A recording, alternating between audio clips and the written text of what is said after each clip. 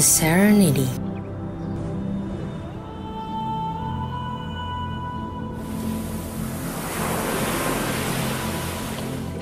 Merging with the ocean.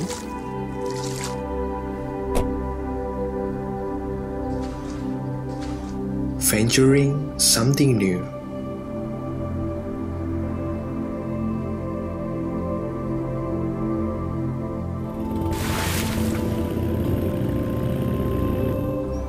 And we call it the endless journey.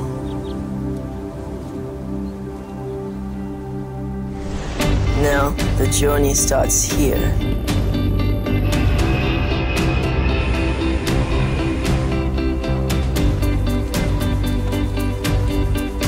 Feel the ambience.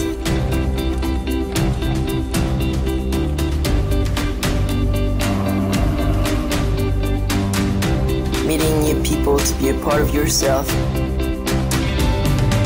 So many stories to tell. Stories about the past. And capture new things to make your own memories.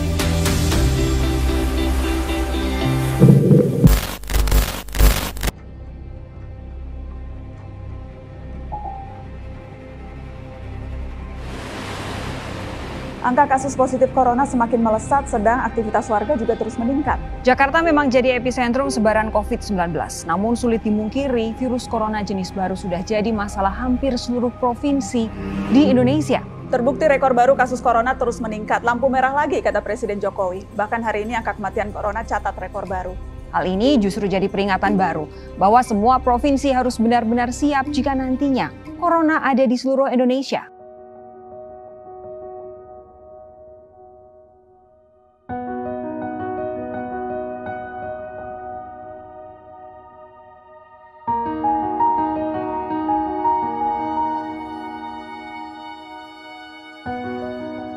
Walaupun udah APD-nya udah overall-nya udah lengkap gitu, ada keparnoan kalau ada bolong dikit aja kita kayak parno gitu kan.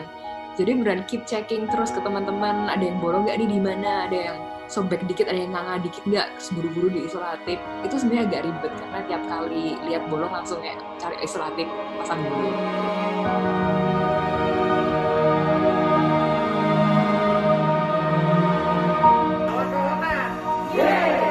Ketika melakukan pemeriksaan terhadap pasien dengan COVID-19 itu rasanya rasa tidak aman, ada rasa takut, rasa kasihan sama pasien, tapi juga kita memikirkan gimana keluarga kita di rumah kalau misalnya kita ada apa-apa.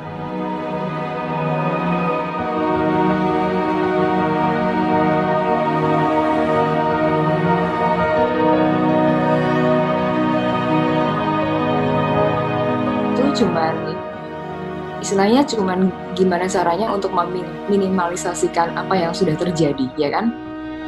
Pasien yang sudah terinfeksi, gimana caranya supaya mereka bisa terselamatkan. Tapi poinnya di sini yang penting kan gimana supaya nggak tersebar. Merebaknya virus corona mulai berdampak pada sektor pariwisata. Di Bali, gara-gara wabah corona di berbagai negara membuat tingkat hunian hotel menurun. Bagaimana dampak virus corona terhadap sektor pariwisata? Potensi kerugian sektor ini akibat corona mencapai 2,8 miliar dolar Amerika Serikat atau setara 38 triliun rupiah. Kalau penurunan sebelum Maret pun kita udah menurun ini sampai 60%. Mohon maaf mungkin untuk casual saya rumahkan. Ya, dan untuk buruh tetap kita atur. Nah, dihitung-hitung kemampuan kita ini untuk mengupah karyawan hanya mampu di per 15 hari. Sampai akhirnya kita mau nggak mau itu harus tutup kawasan GWK. Saya ingat betul tanggal 31 Maret, akhir Maret ditutup. Hampir 7 bulan kita vakum pementasan, begitu juga kunjungan pariwisata ke objek wisata Uluwatu sangat turun drastis sekali. Kita pun sangat bersedih sekali dengan artinya porak-porandanya pariwisata di Bali.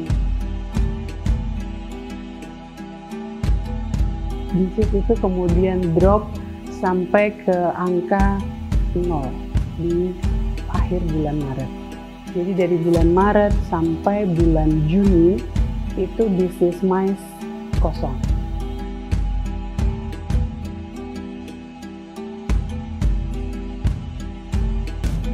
Dan waktu tutup pun ya kita seperti wisata mati, Pak.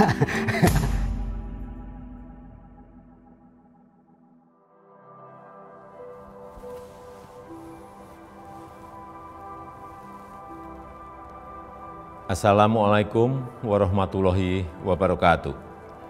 Bapak, Ibu, dan saudara-saudara yang saya hormati. 7 bulan sudah kita bersama-sama menghadapi pandemi ini.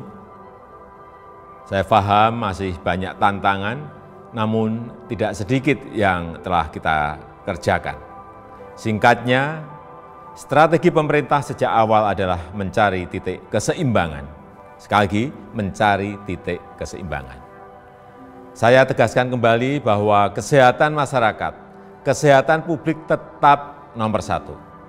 Tetap yang harus diutamakan. Inilah prioritas, tetapi memprioritaskan kesehatan bukan berarti mengorbankan ekonomi. Sekali lagi, pencapaian kita sejauh ini tidak buruk. Angka-angkanya jelas. Tapi jangan membuat kita terlena. Kita harus waspada, kita harus tetap bekerja keras. Wabah ini jangan diremehkan, ini realita.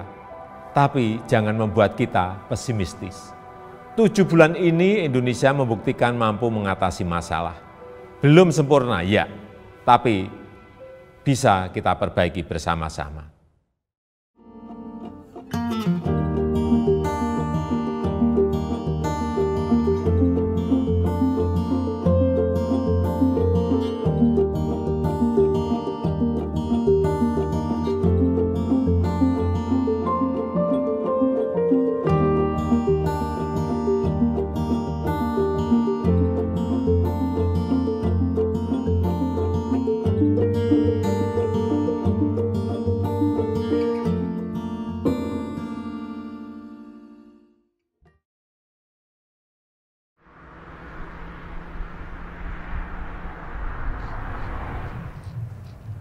Assalamualaikum.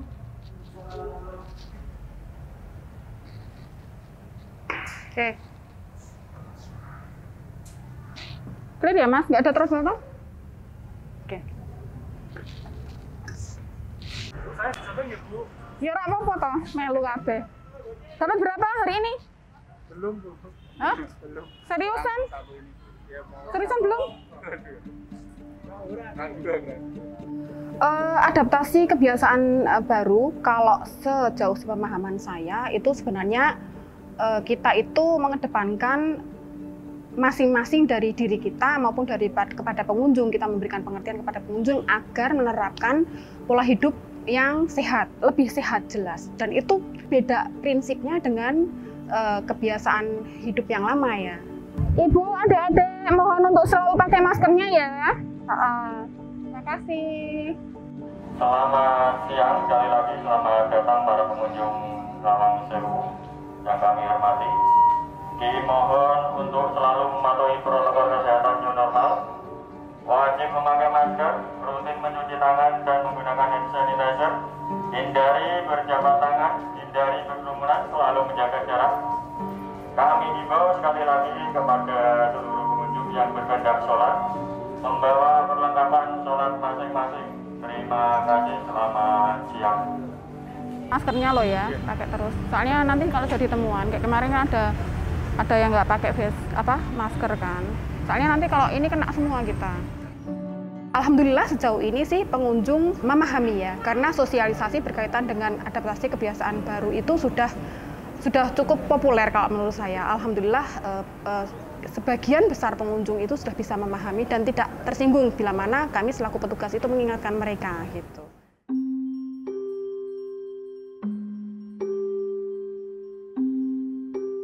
Pada saat kondisi kebiasaan baru pada saat ini, jadi karena jumlah pengunjung juga terbatas dengan sangar dalam waktu dekat, mudah-mudahan kondisi lebih membaik lagi. Kita akan buka.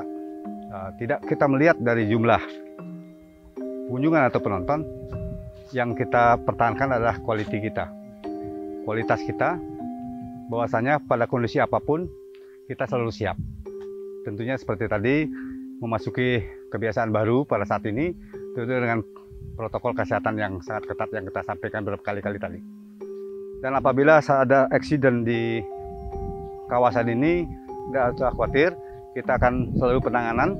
Kita kerjasama dengan puskesmas pembantu yang ada di Desa Pecatu. Kalau misalnya emergency, kita keluarkan kendaraan, dan ini kita clearkan di sini, dan ini nanti di sini ada pengobatan awal. Apabila misalnya pengunjung tergores oleh monyet, kakinya tersentuh dan sebagainya, kita sudah siapkan. Apabila misalnya kita perlu mereka kirim ke rumah sakit untuk penanganan lebih lanjut, kita berikan rekomendasi.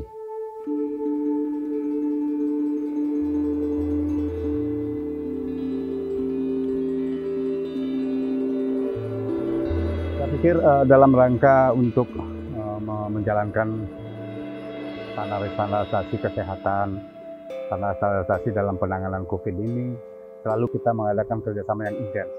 Baik pemerintah daerah, bahkan juga kementerian yang sangat intens, Kementerian Kepariwisataan dan Ekonomi Kreatif, baik fasilitas maupun infrastruktur yang lainnya. Dan saya juga mengajak kepada teman-teman DTW yang lain supaya juga selalu konsisten menerapkan adaptasi kebiasaan baru ini, sehingga kita semua nanti akan saling mendukung, saling support agar supaya kepariwisataan ini segera bangkit kembali, kalau bisa dalam waktu yang dekat.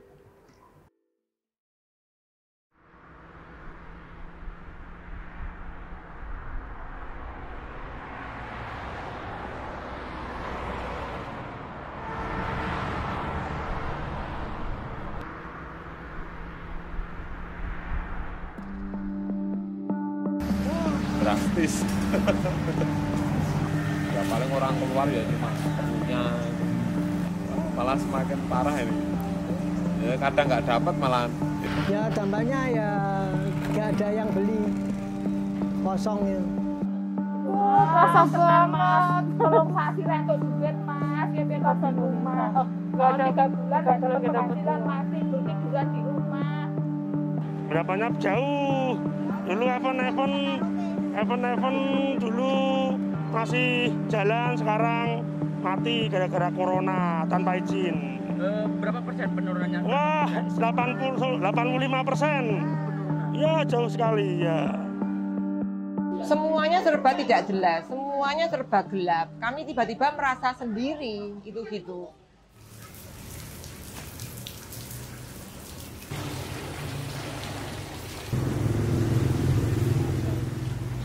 Ini baru tumbuh, saya senang sekali. Ini jahe. Tapi kita nggak bisa berhenti kayak begini. Energinya itu sudah dipersiapkan untuk hingga akhir tahun 2020, menyusun program dengan segala macamnya. Tiba-tiba kita dihentikan oleh sesuatu yang tidak nampak gitu. Itu sangat menggelisahkan dan bikin gila kalau ya toh gitu. Ini musuhnya mana sih gitu kan? Kalau musuh perang-perang gitu kan ada tembak-tembakan gitu kan, musuhnya di pojokan gitu kelihatan. Kalau ini kan nggak kelihatan. Tetapi kita disuruh waspada, nggak boleh ketemu, nggak boleh ini, nggak boleh itu gitu. Jadi kita tidak bisa menghindar dengan lari, dengan bersembunyi. Tetapi kita harus menghadapinya dengan pintar. Saya kira semua orang, terutama teman-teman seniman gitu ya, mempunyai pemikiran yang kurang lebih sama, bahwa mereka itu pengen tetap bertahan, terus tetap sambil memberikan sesuatu, entah itu pemikiran, entah itu gagasan, pengen menyumbangkan kepada masyarakat untuk bertahan, atau setidaknya kita tetap bisa menghadapi pandemi ini secara gotong royong, secara bersama.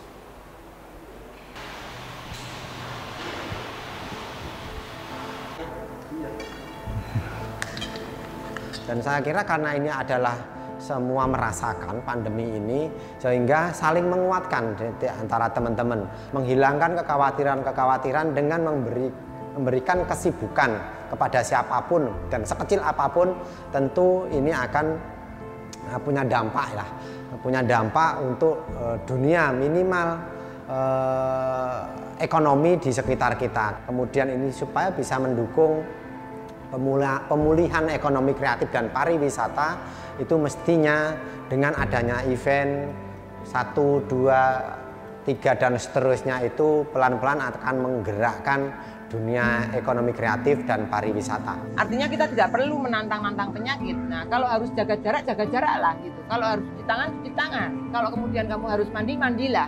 Itu gitu. Karena itu adalah bagian yang penting.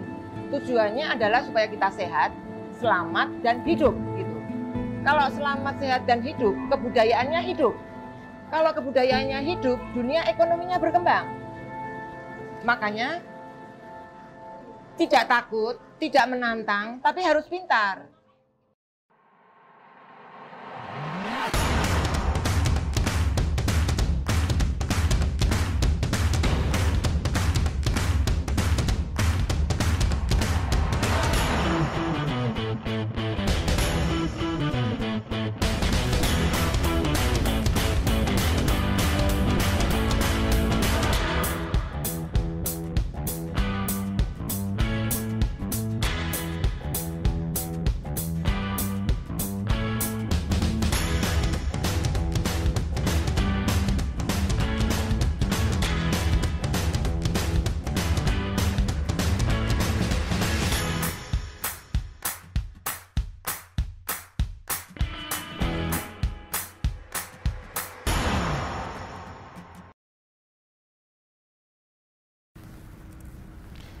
Bismillahirrahmanirrahim. Assalamualaikum warahmatullahi wabarakatuh. Salam sejahtera bagi kita semua. Shalom, Om Swastiastu, Namo Buddhaya, salam kebajikan. Tahun 2021, lembaran baru yang penuh ujian. Pandemi Corona, COVID-19 masih jadi ancaman nyata. Protokol kesehatan tetap jadi prioritas utama di tengah upaya kita membangkitkan sektor pariwisata dan ekonomi kreatif. Dalam kunjungan singkat ke beberapa destinasi wisata, saya bisa merasakan betapa sulitnya kehidupan ekonomi di tengah pandemi. Dan ketabahan kita makin diuji oleh musibah jatuhnya pesawat Sriwijaya Air. Ini seolah menggenapi tantangan berat yang harus kita hadapi tahun ini. Duka Indonesia untuk seluruh korban dan keluarga yang ditinggalkan. Tetapi betapapun beratnya, kita tetap harus melangkah. Sementara dunia berusaha memulihkan diri, kita harus berupaya menemukan diri sendiri. Inilah masa di mana kita menyadari besarnya potensi pasar dalam negeri di sektor pariwisata dan ekonomi kreatif.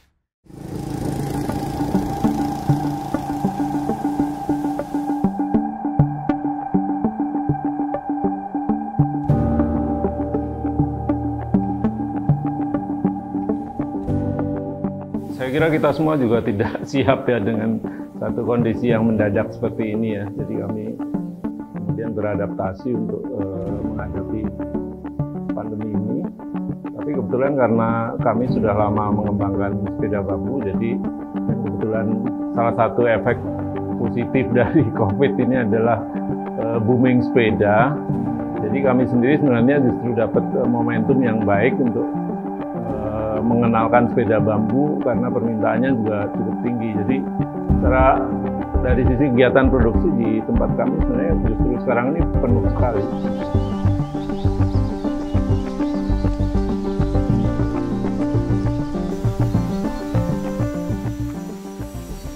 Ini warga sekitar semua, jadi tidak ada yang dari luar daerah sini, semuanya dari warga sekitar.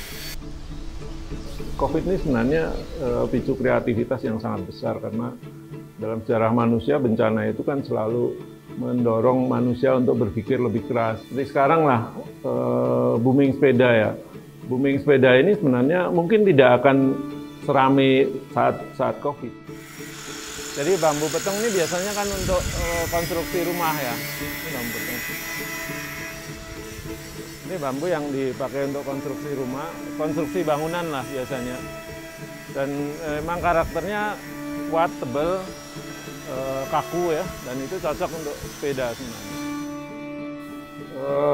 COVID-19 ini juga mengingatkan kita tentang hal-hal yang penting ya, yaitu salah satu yang sangat penting menurut saya adalah lokalitas. Nah, lokalitas itu ya seperti dalam COVID ini, ketika orang kembali ke desa mereka bisa berlindung sekarang. Nah, pertanyaannya adalah desa itu sebenarnya sekarang juga sudah tidak setangguh dulu. Jadi kalau dia seorang simboknya itu udah tidak sekuat dulu karena sudah banyak tergerogoti oleh permasalahan-permasalahan di desa yang membuat dia menjadi tidak sekuat dulu seperti itu.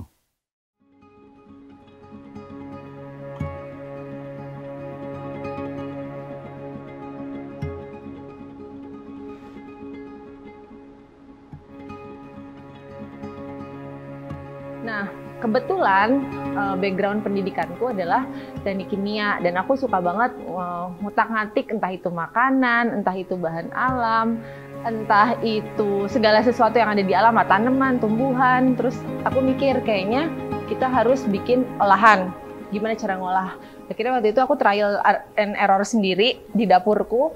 Terus aku cari waktu itu kayak kemana sih larinya Simplisia? Simplisia itu istilah buat empon-empon iris kering. Nah, akhirnya setelah nemu ramuan yang pas, udah direplikasi di petani ternyata dapat added value yang cukup tinggi dari 800 perak rupiah per kilo basah, per kilo keringnya dia bisa dapat 40.000. Jadi leverage-nya kan lumayan.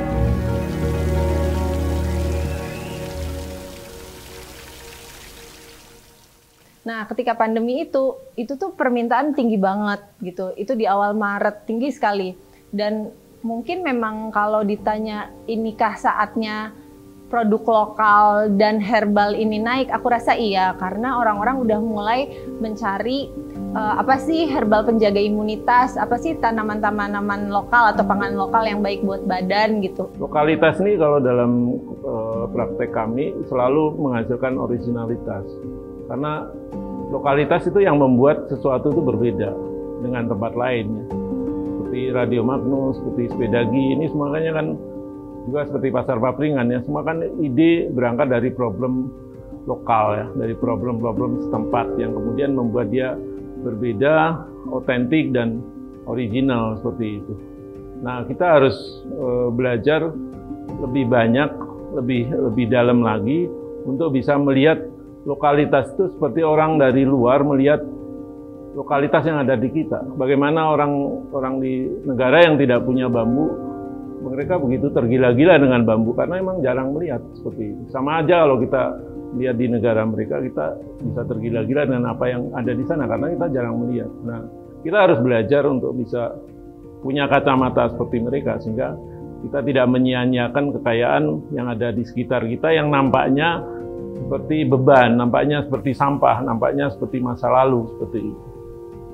Kita harus belajar untuk bisa melihatnya sebagai sesuatu yang modal untuk masa depan. Gitu. Sama aku bilang ke teman-teman, gimana kalau yang reseller di Ambon nanam sendiri aja. Aku kayak pengen ngajak buat ayo olah sendiri gitu, karena kayak bunga telang itu kan aslinya dari timur kan, bukan dari Jawa gitu. Nah, itu sih kalau dari capaian bisnis sih sebenarnya after pandemi tuh bagus ya. Cuman di sisi lain, aku tuh kayak malah pengennya harusnya setiap daerah-daerah kecil di Indonesia tuh punya rempahnya sendiri, punya herbal, punya home remedy-nya sendiri gitu. Jadi nggak harus Agradaya yang menyuplai teman-teman reseller di mana-mana. Makanya Agradaya itu selalu bikin workshop dan gratis buat reseller, supaya resellernya sendiri juga bisa bikin produk sendiri sih, gitu.